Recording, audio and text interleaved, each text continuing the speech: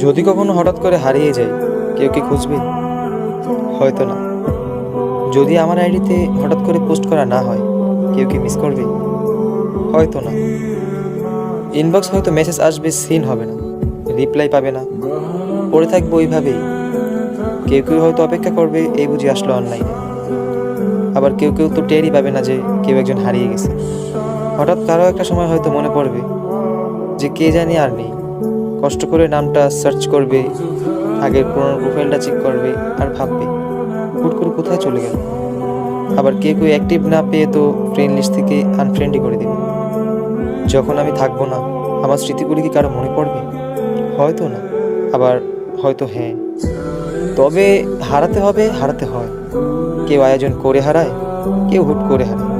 আমি না হয় হুট করেই হারিয়ে যাব। থেকে সরে যেতে চাই।